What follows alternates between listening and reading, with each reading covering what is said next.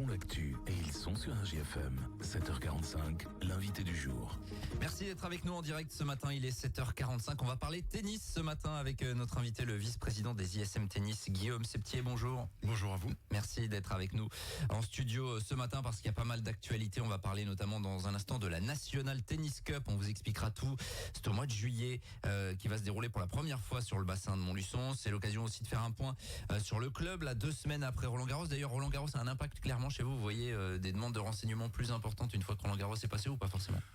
Très peu, on n'est pas comme un sport médiatique comme le handball, il y a eu le judo, l'escrime, le football. On en a un petit peu, alors effectivement cette année un peu plus parce que les Français ont pas tendance à briller à Roland-Garros, mais cette année un peu plus effectivement. Bon, les Français et les Françaises surtout cette année qui ont brillé.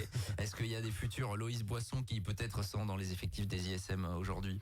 On a des bons joueurs, effectivement des bons joueurs qui peuvent avoir un bon niveau, qui sont suivis par la Ligue, qui sont suivis par la région, donc en centre fédéral d'entraînement. Donc on aura peut-être pas, mais je le souhaite, on n'aura pas de vainqueur de Roland-Garros, mais on aura des très bons joueurs d'un niveau bien régional, je pense. Bon, combien de licenciés aujourd'hui au club? Alors, fausse année, parce qu'effectivement, cette année, on est sur du 130, 135 licenciés, alors que d'habitude, on est plus entre 150 et 200 à cause des infrastructures qu'on va évoquer tout à l'heure. Ouais, bien sûr, ça a un impact forcément parce que pour pratiquer le tennis, faut des infrastructures forcément. Mais est-ce que vous êtes sinon en termes de licenciés justement sur une certaine constance, c'est-à-dire que vous arrivez justement à maintenir autour de 150 licenciés globalement? Oui, sur les dernières années, on est assez stable puisqu'on a un club plutôt familial, je dirais. Donc on a un énorme vivier enfant. Donc quand je dis enfant, c'est le 0-18 ans tout simplement. Ça va du baby tennis, motricité jusqu'au vraiment compétiteur adolescent de 18 ans. On arrive à garder cette base. Les adolescents partent à 18 ans pour les études, ce qu'on peut concevoir, mais on a vraiment quasiment très peu de turnover dans les jeunes.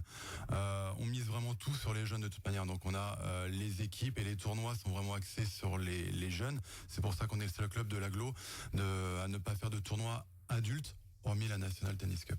Ouais, dont on va parler dans un instant, mais évidemment ce vivier, il est très important avec, j'imagine, forcément des encadrants diplômés, formés en tout cas, qui sont nécessaires pour encadrer ce type de public. Exactement, donc on a David, notre enseignant, qui fait quasiment un temps plein d'enseignement, donc un diplômé d'État qui a été même reconnu plusieurs fois à Roland-Garros.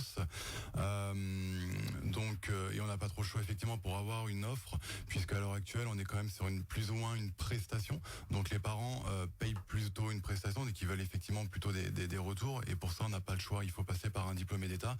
Et on a également un autre diplômé d'État qui était en retraite et qui a fait un petit cumul emploi-retraite, on va dire, et on est en train effectivement de former d'autres niveaux, donc ce qu'on appelle des initiateurs ou des CQP, qui sont des bras droits pour le moment de l'enseignant, avant de peut-être effectivement arriver à la place de l'enseignant. On arrive à la fin de la saison, on prépare déjà la saison prochaine, on peut déjà inviter pourquoi pas les parents à venir se renseigner à la rentrée.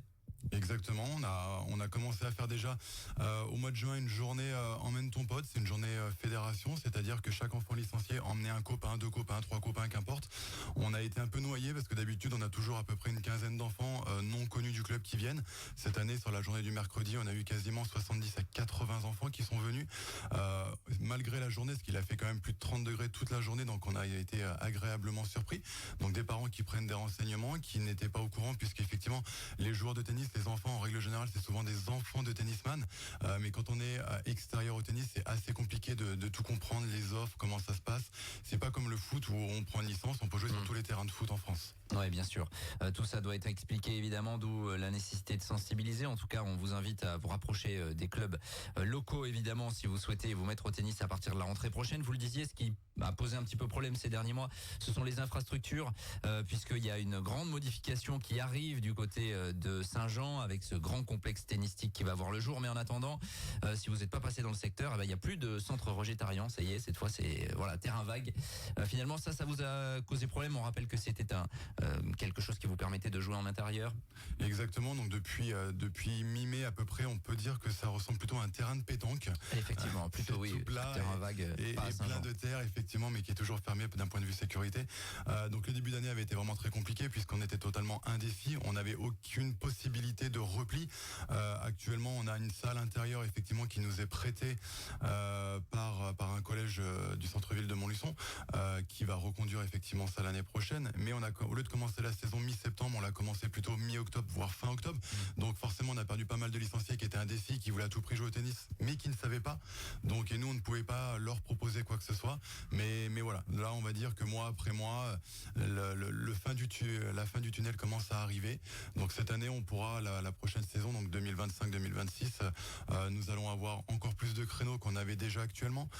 Donc on a quelques licenciés qui étaient partis entre parenthèses et qui ont déjà commencé de confirmer qu'ils allaient revenir, puisque on a l'enseignement, on aura les terrains, on aura les créneaux. On n'a plus qu'à attendre ce futur complexe. Alors, on rappelle que le complexe Roger Tarian, il avait été fermé, si je me trompe pas, l'été dernier, pour raison de sécurité. Exactement. Puis démoli donc ces derniers mois. Alors forcément, plus de cours en intérieur. Alors là, dans la période, ça pose moins de problèmes. Mais lorsqu'il fait plus frais et puis lorsqu'on arrive sur les demi-saisons, finalement, c'est plus compliqué. Il y a eu également des éclairages qui ont été mis en place sur les cours extérieurs de Saint-Jean. Ça vous a aidé et ça va vous aider là, peut-être. Oui, alors ça va nous aider plutôt maintenant parce que l'éclairage a été livré fin novembre à peu près l'année dernière, donc on arrivait déjà sur des périodes assez hivernales. C'est pas évident de jouer au tennis avec des moufles, effectivement. C'est plus gênant. Mais voilà, on a eu cette chance effectivement d'avoir un gymnase donc d'un collège à Montluçon et qui plus est chauffé, donc on a quand même ce luxe là pour l'hiver, puisque aller dire à des petits loulous en baby tennis à 4 ans d'aller jouer à moins 5 degrés, je peux concevoir que les parents étaient assez réticents. Donc on a décalé le baby tennis à mai-juin sur cette période-là. Bon, on est en pleine canicule, donc finalement c'est les extrêmes. Mais oui, effectivement.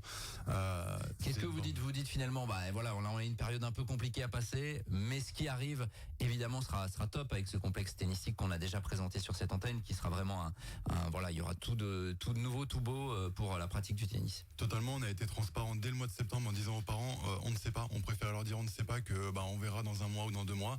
Là maintenant, on ne peut plus dire on ne sait pas. Maintenant, on sait tous les créneaux, on sait qu'on va en avoir encore plus finalement que l'année dernière, et on peut aussi, pour parler du complexe et du projet, leur dire on sait aussi, puisque pour la petite histoire, le complexe c'est une idée depuis 2016, et là mois après mois, on a des réunions tous les mois avec Montluçon Communauté et les autres clubs. Maintenant on sait plus ou moins, pas le jour près, mais on sait plus ou moins le trimestre de livraison. Ouais, donc il faudra attendre un petit peu, mais tout cela approche bien évidemment. Et en attendant, il va y avoir un gros événement donc au mois de juillet, du 12 au 27 juillet, avec la National Tennis Cup. Il faut que vous nous expliquiez en quoi c'est un événement pour le bassin montluçonnais. Effectivement, ce National Tennis Cup est totalement inconnu du bassin, car c'est la première fois que ça va être organisé sur Montluçon. C'est le plus grand tournoi mondial amateur. Les phases finales ont lieu sur le Cap d'Agde sur la période de la Toussaint. Mais avant d'arriver à la phase finale, il faut passer par les phases qualificatives. Il y a 190 étapes en France à peu près, avec un joli cahier des charges à respecter. Donc on remplissait toutes les conditions. Donc on a eu la confirmation qu'on faisait bien partie des clubs d'étapes. Donc c'est un tournoi non progressif comme on peut voir dans d'autres tournois où on commence par les petits classements puis on évolue jour après jour sur le classement final. Non, là vraiment c'est un tournoi par classement, c'est-à-dire que vous commencez pas un tour à -1 en classement pour jouer plus tard après derrière en classement supérieur.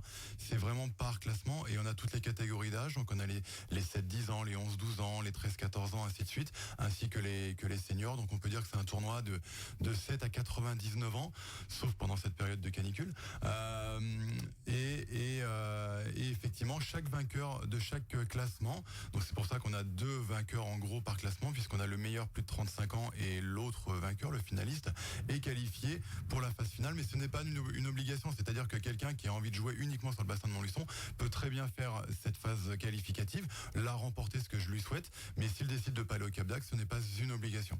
Ouais, c'est donc un événement qui est ouvert aux non classés jusqu'à 4-6 pour les spécialistes évidemment. Ça, vous avez déjà une idée du nombre d'engagés qu'il peut y avoir sur un tournoi comme ça? 190 étapes en France, ça veut dire qu'on peut venir d'un petit peu autour pour essayer d'avoir sa chance de qualification justement pour le Cap d'Agde. Exactement, donc dans l'Allier nous avons que 2 étapes, nous avons Creusier et nous avons nous. On nous a expliqué que la première année, allez, si on tournait à une 50aine d'inscrits, ça serait déjà déjà pas mal, puisqu'il faut que ça communique, il faut que ça se connaisse année après année, car c'est vraiment inconnu sur le bassin. Là, à l'instant T de ce matin, on est à peu près une quarantaine d'inscrits, ce que je me dis qui est déjà pas mal, puisqu'on a encore 2 semaines de qualification et d'attente pour les inscriptions. Et après, on augmentera, sachant que c'est un tournoi effectivement qui est exclusivement pour la Fédération française de tennis. Donc les retombées financières sont très très moindres pour le club. Ouais, en tout cas, soyez pas surpris si sur les cours de Saint-Jean vous voyez des matchs régulièrement du 12 au 27, donc avec cette National Tennis Cup. Je crois que vous en profitez en 30 secondes pour organiser des petites animations sportives pour tout le monde. Oui, on va organiser des sessions de paddle, vu que notre enseignant est diplômé pour le paddle. On va organiser pour le pickleball cette activité, cette pratique qui vient d'un peu plus loin. Et puis après, on aura plein de petites animations, effectivement, car ça sera plus une fête qu'un tournoi finalement. Ouais, on vous invite donc à voir ça du 12 au 27 juillet, ça sera sur les cours de Saint-Jean. Exactement. Donc, pour cette National Tennis Cup. Et en attendant, eh bien, on va voir un petit peu le nombre d'inscrits, toutes les infos. J'imagine on peut se renseigner auprès des ISM. Exactement, auprès des ISM, auprès de moi-même, vu que je suis le juge arbitre, sur les réseaux sociaux, nous serons partout. Voilà, on suivra tout ça et puis le futur, vous viendrez nous parler du nouvel équipement lorsqu'il sera sorti de terre. Avec un grand plaisir. Bien sûr, merci Guillaume Septier, Avec vice-président de l'ISM Tennis, d'être passé à notre micro. Ce matin, il est 7h56, on est en direct et on revient dans quelques minutes. Tous les matins, 7h45, l'invité du jour en direct sur RJFM. Retrouvez l'invité du jour en podcast sur rjfm.net et l'appli RJFM, mais aussi en replay vidéo sur YouTube et Facebook. RJFM.